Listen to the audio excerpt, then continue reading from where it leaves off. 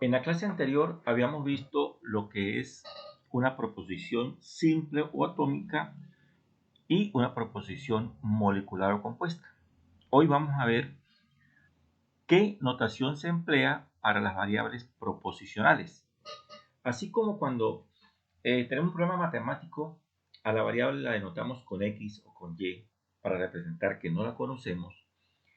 En el lenguaje lógico vamos a utilizar las letras minúsculas P, Q, R, S, T y las siguientes del alfabeto para denotar las variables proposicionales.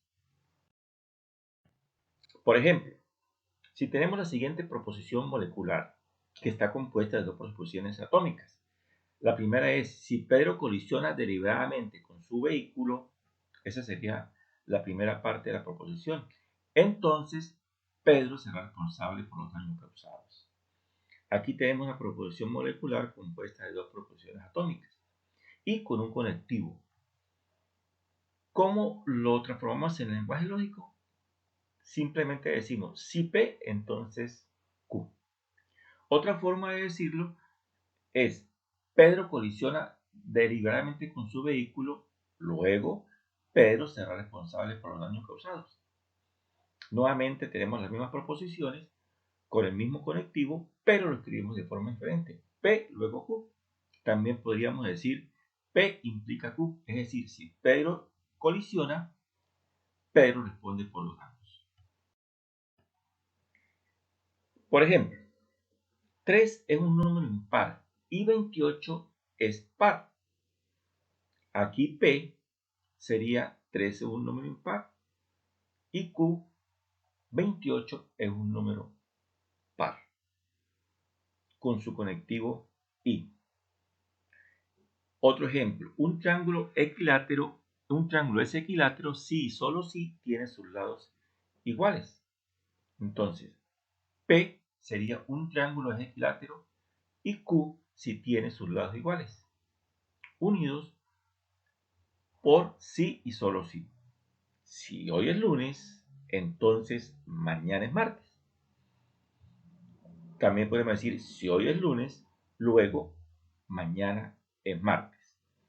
P, si hoy es lunes, Q, mañana es martes. Otro ejemplo, si T es un triángulo equilátero, T es un triángulo equilátero si, solo si T es triángulo, es decir, si tiene sus ángulos iguales. Entonces, T es equilátero y Q tiene sus ángulos iguales unidos por el conectivo si y solo si. ¿Cómo construimos una tabla de verdad?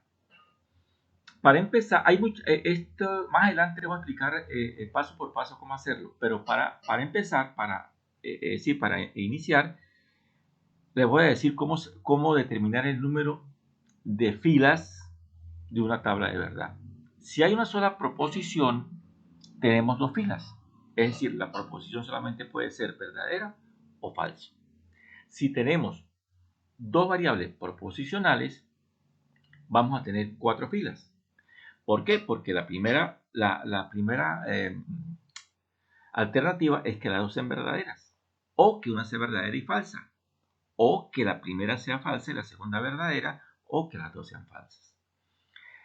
Si tenemos tres variables proposicionales, entonces vamos a tener 8 filas. En general, el número de filas se puede sacar como 2 a la n, donde n representa el número de variables proposicionales que tenemos. Por ejemplo, si tenemos 4 variables proposicionales, vamos a tener 2 a las 4 filas. En ese caso serían 16 filas. Aquí lo tenemos más detallado. Si hay una sola proposición, se tienen dos filas. Si hay dos proposiciones, 4 filas. Si hay 3 proposiciones, 8 filas. En general sería 2 a la n. Otra forma de hacerlo es con de determinar el número de filas es mediante un árbol. Por ejemplo, si tenemos una proposición, esta puede ser verdadera o falsa. Si la primera es verdadera, la segunda puede ser verdadera. Si la primera es verdadera, la segunda puede ser falsa. Si la primera es falsa, la segunda puede ser verdadera pero si la primera es falsa, la segunda también puede ser falsa. De aquí sale los valores de verdad para una tabla con dos proposiciones. Un conectivo lógico es un enlace matemático que permite relacionar una o más proposiciones lógicas, combinando las proposiciones simples que la componen. Utilizando los conectivos es posible generar otras proposiciones simples o compuestas. La notación que se introduce a continuación va a permitir simplificar la escritura y la construcción de proposiciones. Los conectivos que se van a usar son negación y, que es la conjunción, o, que es la disyunción, la diferencia simétrica, la implicación y la doble implicación.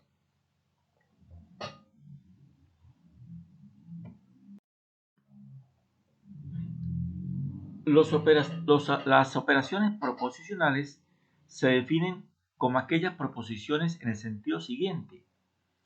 Dadas una o dos proposiciones cuyos valores de verdad se conocen, se trata de caracterizar la proposición resultante a través de su valor de verdad, usando siempre el razonamiento lógico, por supuesto. Se supone que en la elección de estos valores se tiene en cuenta el buen sentido lógico. El primero de ellos es la negación. La negación es aquel conectivo que niega la proposición y normalmente se utiliza anteponiendo no a la frase. Simbólicamente la negación se puede representar en lenguaje matemático de tres formas diferentes. Ahí tenemos las tres formas diferentes.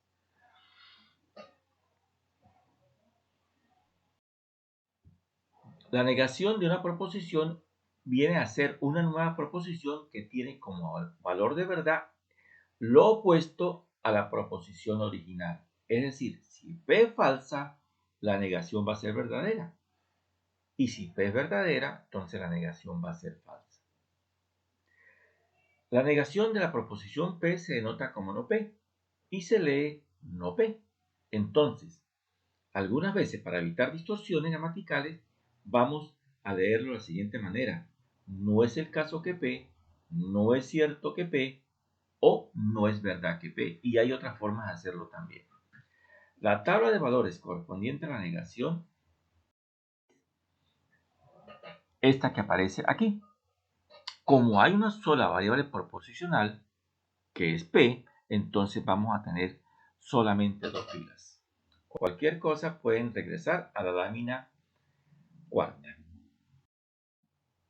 Ejemplo. La negación de la siguiente proposición simple, todo hombre es honesto, sería no todo hombre es honesto, que en ese caso sería no P. También se puede decir no es cierto que todo hombre es honesto. También de otra forma sería hay hombres que no son honestos. Hay que tener dos cosas presentes. La primera es que cuando estamos en el sistema lógico, la doble negación de una proposición va a equivaler a lo opuesto. Por ejemplo, si decimos